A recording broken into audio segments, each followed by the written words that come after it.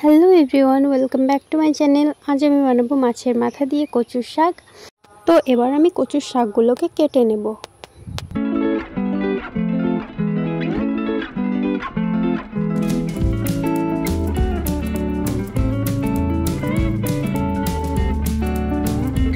এখানে দেখো আমি অনেকগুলো কচুর শাক নিয়ে চলে এসেছি। এবার আমি এগুলোকে কুচি কুচি করে কেটে নেব। তো তোমরা দেখতে থাকো আমি কীরকমভাবে এগুলো কেটে নিচ্ছি।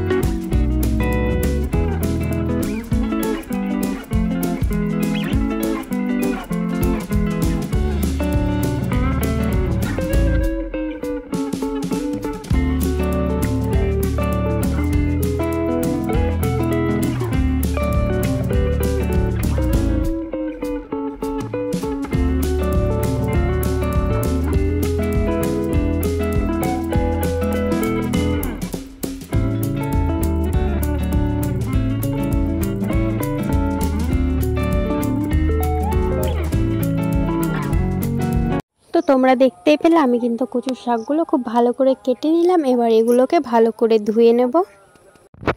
আর এগুলো খুব ভালো করে ধুয়ে নেওয়ার পরে কিন্তু এগুলোকে সিদ্ধ করে নিতে হবে। তার জন্য আমি নিয়ে নিয়েছি একটা কুকার, আর কুকারের মধ্যে আমি সব শাকগুলো দিয়ে দিচ্ছি।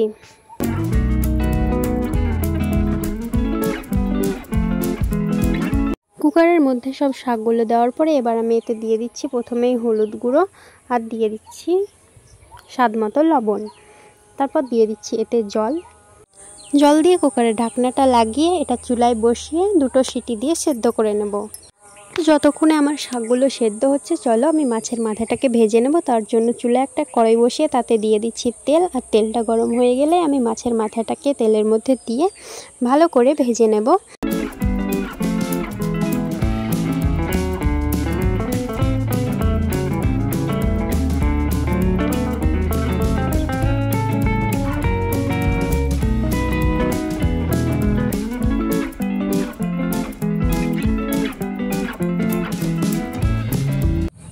তো এবার এখানে দেখো আমার কিন্তু মাছের মাথাটা সুন্দরভাবে ভেজে নেওয়া হয়ে গেছে। এবার আমি মাছের মাথাটাকে তেল থেকে তুলে নিচ্ছি। তারপর আমি ওই তেলে দিয়ে দিচ্ছি একটা শুকনো লঙ্কা, আর দিয়ে দিচ্ছি কিছু পেঁয়াজ কুচি।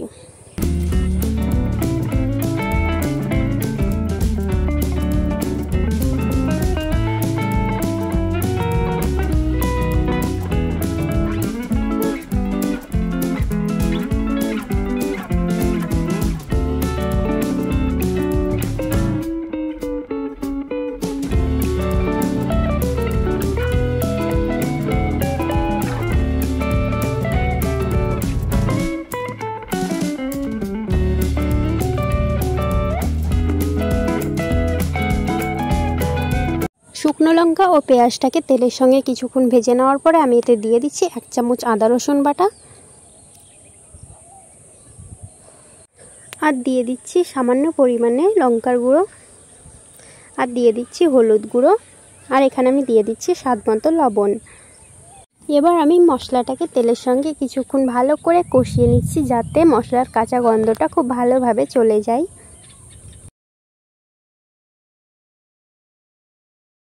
মশলাটাকে তেলের সঙ্গে কিছুক্ষণ কষিয়ে নেওয়ার পরে এবার আমি এতে দিয়ে দিচ্ছি সামান্য পরিমাণের জল। তো এবার এটাকে জাল করে করে জলটাকে খুব ভালোভাবে শুকিয়ে নিতে হবে।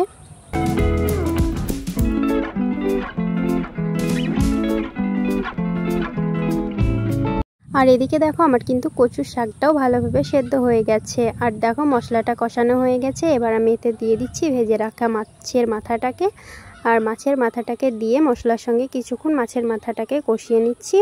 তারপর আমি এতে দিয়ে দেব সেদ্ধ করে রাখা কচুর শাকটাকে।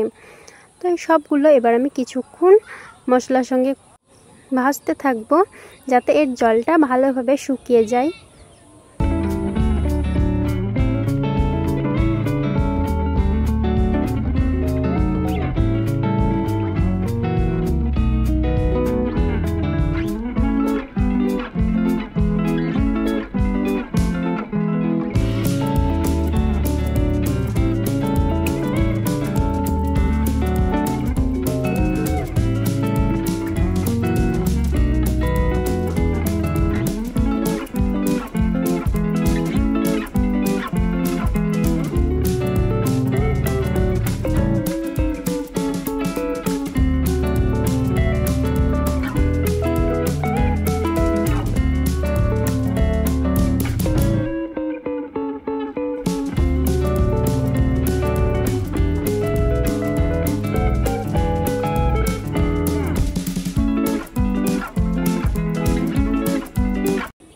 এটাকে কষিয়ে নেওয়ার পরে আমাদের কিন্তু কচুর শাকের সম্পূর্ণ জলটা খুব ভালোভাবে শুকিয়ে গেছে। এবার আমি এটাকে একটা প্লেটের মধ্যে তুলে নিচ্ছি।